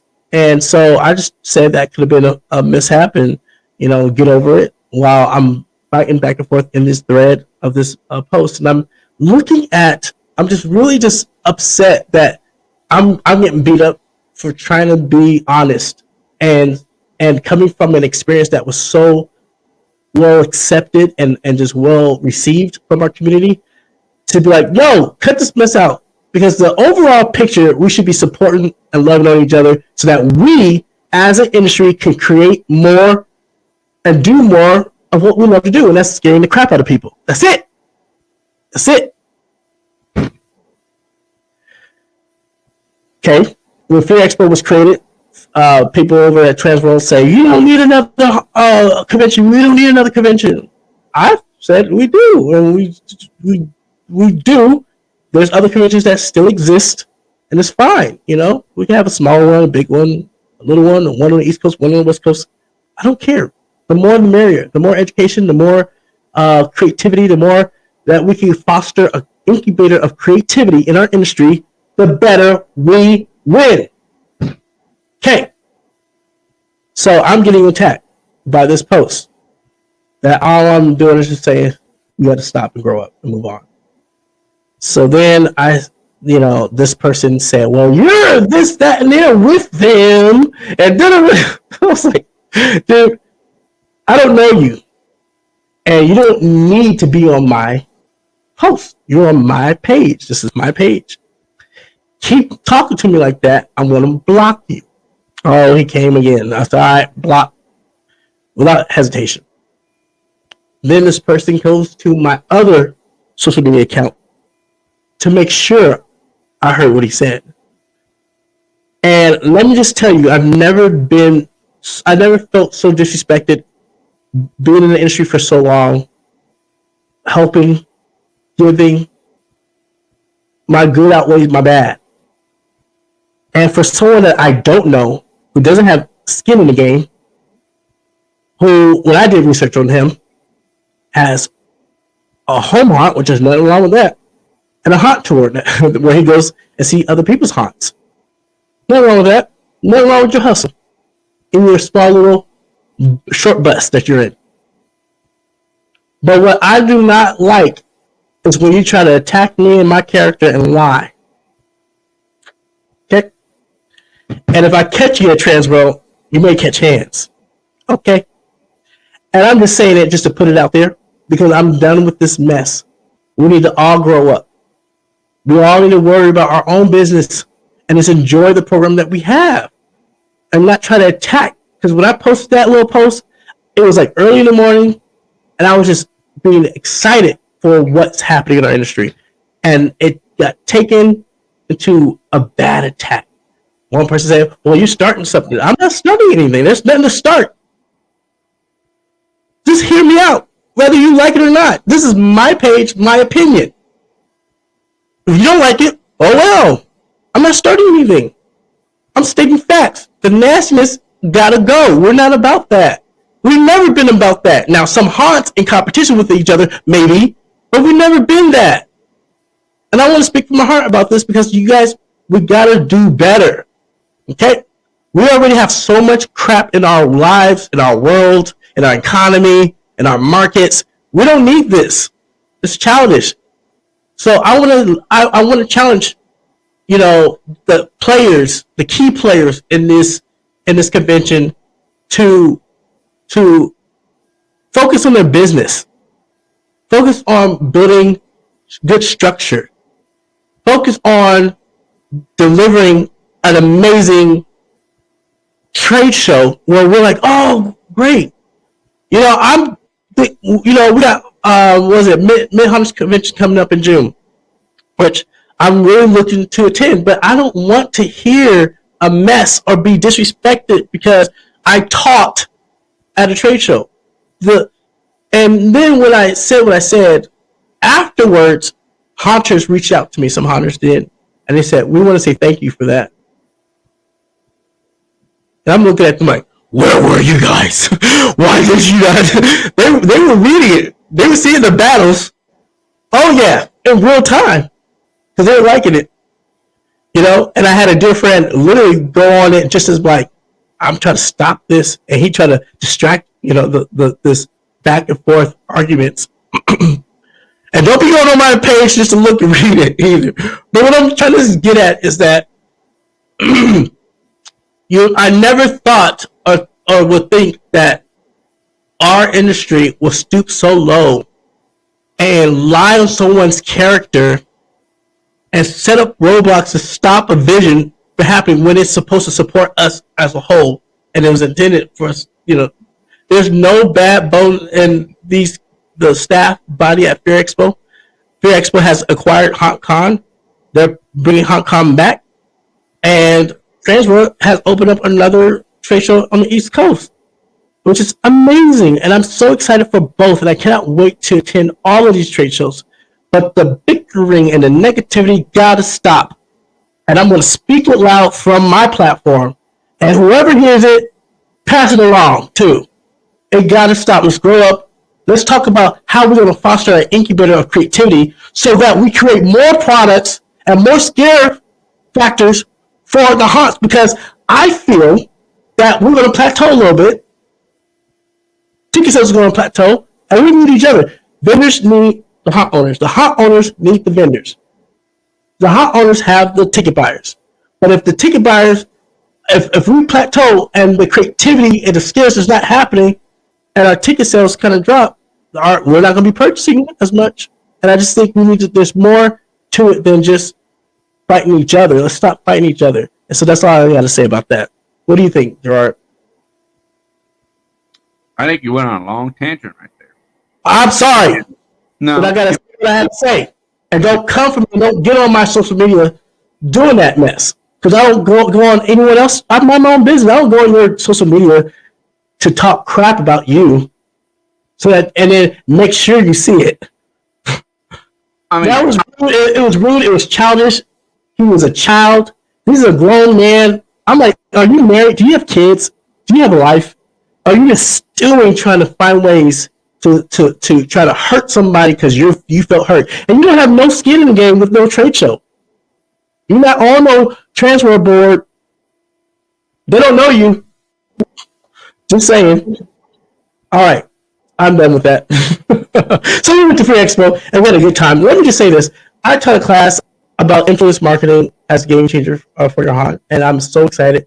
Love the class. This class was filled up, and I had an amazing time teaching this class. And this class, I mean, this is my expertise. I've been in marketing for 7 years, and before I went pro in 2002 with my first haunt. But again, we're talking about influencers. We're talking about other tricks and trades of getting sales and getting your ticket sales going down. And I'm so excited to bring this class to our industry, where I can teach them a little bit about influencers. And what I've learned, my big takeaway when I really did this class was, I'm scared of these haunt owners because they decided I'm going to open up a haunt, but I don't know anything about marketing, and I may not even have enough marketing dollars in my budget to actually market my haunt effectively. And when I saw that takeaway, it made me want to do more for our industry to help educate them, and so that they can feel like I'm walking away with something valuable here that I can apply and I can find results. and so it's so funny. I called Doug and I said, Doug, man, we gotta do something. I said classes for Fear Expo and classes for Transworld gotta be so good. People feel like, wow, they won $1 million and they are, they're getting that education. I mean, not getting these are seminars, these are workshops, but there are strong takeaways. And so I want to say this: I didn't finish my class because there's so much to talk about. But I'm doing a presentation and I will be sending it out. It's actually done. I just need Doug or Leonard to send it out to you guys or give me emails. But I just want to say that I'm excited to share this information with you guys, and I cannot wait to see what some haunts are doing. And actually, a haunt called me and they're like, "Yeah, we got some influencers already lined up for our pumpkin patch." I said, "What about the haunt?" They said, "No, we're going to do the pumpkin patch." I said, "Okay, hey, look, whatever you need. Whatever you want to use with the influencers, use it." But yeah, I'm so excited that they're doing it, and I feel blessed to be able to be the conduit for it. So, but yeah, so how'd you enjoy Fear Expo, man?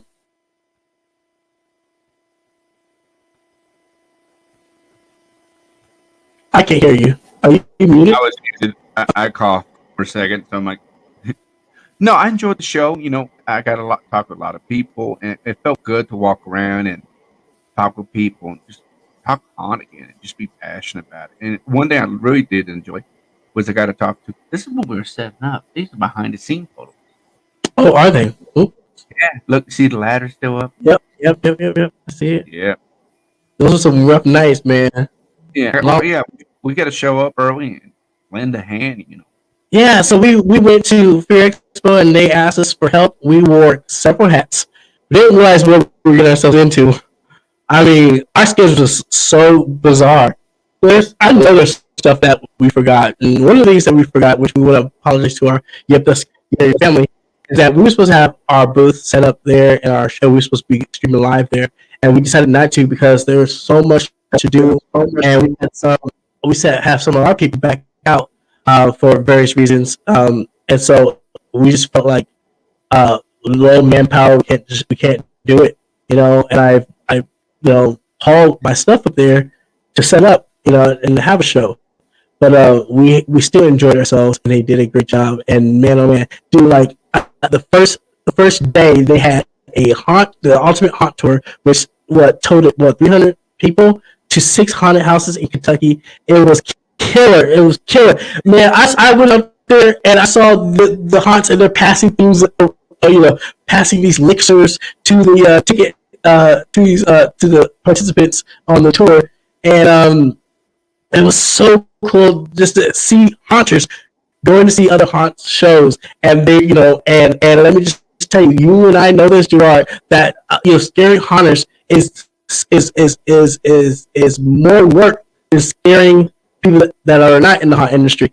And so I feared for these 6 haunts in Kentucky, but let me tell you, baby, they stepped up and they hear these haunts get off the bus and they're like, "Yo, haunted hotel! Oh my god!" Or Malice when this one character came, or American Horrorplex. Excuse me. It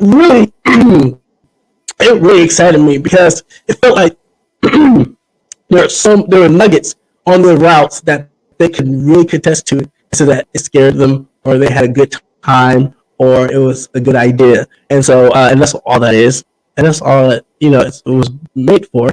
And I'm excited. So I count that as a huge success for Fear Expo, because let me tell you this: I've never been to Ultimate Haunt Tour where it had 6 to 12 haunts on it. We would all love to go on a haunt tour where it had a lot of haunts to see, but that's what Fear Expo is doing. They're giving strong values in their programming that I think is I think it's crazy. I think it's too good to be true. And I call Doug sometimes, but what is this? What are you doing? Are you making money? And he just laughs, because it's not about that. It's about giving, and it's about building programs and have a good time. I saw that, and these haunters had a good time on Ultimate Haunt Tour. What happened Friday, Jarrord? Opening day. That was the VIP. Day, right? Yes, the VIP experience. Yeah. I mean, where they everybody and they kind of They fed everybody. They fed everybody. Went down, got to walk the showroom floor, see everything, and had a great experience. You know, Friday was a fun day, like really fun. Like that's when Jelly Pop bought all the drinks. Everybody's enjoying the show. They had a pretty badass room. I was like, half the room was a showroom. The other half, they had this whole blackout jelly ball and other black themes going on, and like upstairs classrooms and stuff.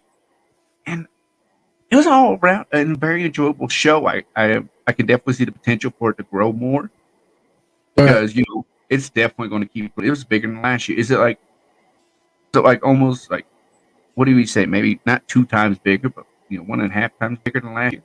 Yeah, I think so. It most definitely. It's a fair assessment. Maybe if nothing else, it's at least half the size bigger. I'm trying to think of the right words. 1.5% bigger. 0.5% of what it's last year, so it has grown. You know, and got to see all the new products and stuff everybody's coming out with. Yeah, look, it's really cool for hunters to get together, vendors to get together, and just say hey. And because we live so far apart, doing our own things, and so I always look forward to that. And so it was, coming to Fear Expo this early, and seeing people, I felt like it was a reunion. I'm like, oh yeah, hey, what's up? You know, so that was really cool. But like, what I loved about Friday show was that they really catered to the buyers that matter, and they were the decision makers, right? And they kind of took them on a journey from morning all the way to night, where they were included into these events and classes and seminars to learn about wealth creation in the haunt industry in different means, different ways. And so I thought that was a cool concept, cool way of doing it. Again, different from Trans World. And I was like, wow, that's really cool. And then they opened up the showroom floor just for that day, and they were the first ones to walk the floor. So if I wasn't a VIP or a decision maker in my haunt, I can't get that ticket. I can't walk the showroom floor. I have to start my floor or my experience with Fear Expo the Saturday, the next day. And so I thought that was really cool and clever. I thought that it was unique and it was well received. And that was really cool. Really cool. And yes, the trade show floor grew, the programming grew, the events grew, and so you can tell. Look, you can tell this is getting its legs, and either you can be patient with it, or you can be patient with it to enjoy it, or you could just hammer down on it. But I think this is a program that is going to continue to grow, and I'm excited to see something different. So yeah. Oh yeah. But yeah, just again, wait, how many vendors did we say was on here? Like, oh yeah, that's the dark room that you was talking about, right? Yeah, it's all lit up and stuff. Look at that. And let me tell you, we have the most creative people in the industry, and you know, Zach from Sir Henry Haunted Attractions said the same thing. And I believe so. I really truly believe so. And because to see how they move and navigate and hustle in our industry is I learned from it. And so we have some very creative people, and look at that floor. It was very unique. And again, Doug had a concept that he was like, "Oh, I'm going to try it this way." And in this particular area, he is highlighting the scenic artists that paint with black light and what they can do with that. And you can actually walk up to them and see them paint and talk to them and get a quote. You know, so it was something that was very.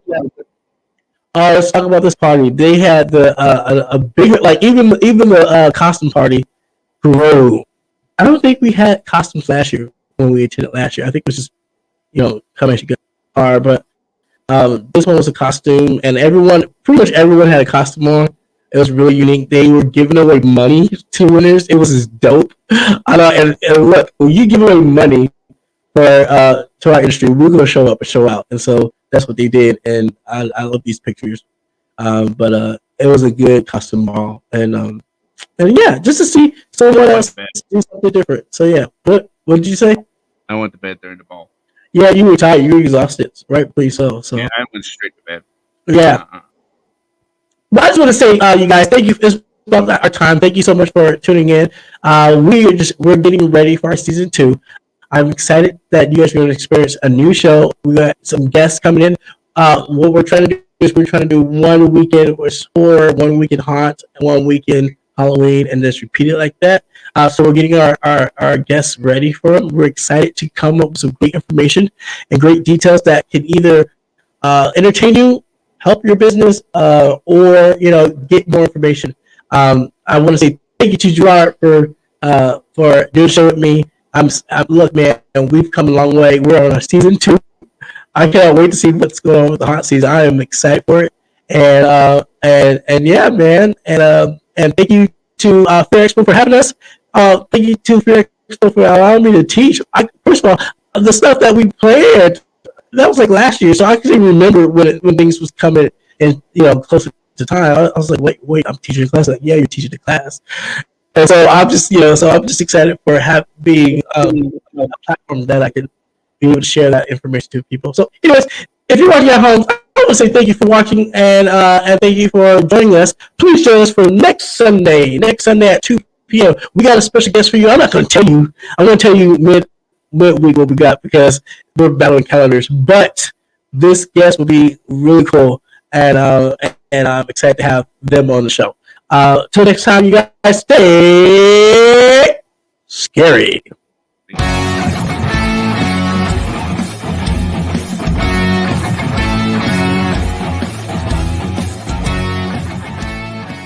Yo, if you like what you have just heard, subscribe now or forever hold your screams.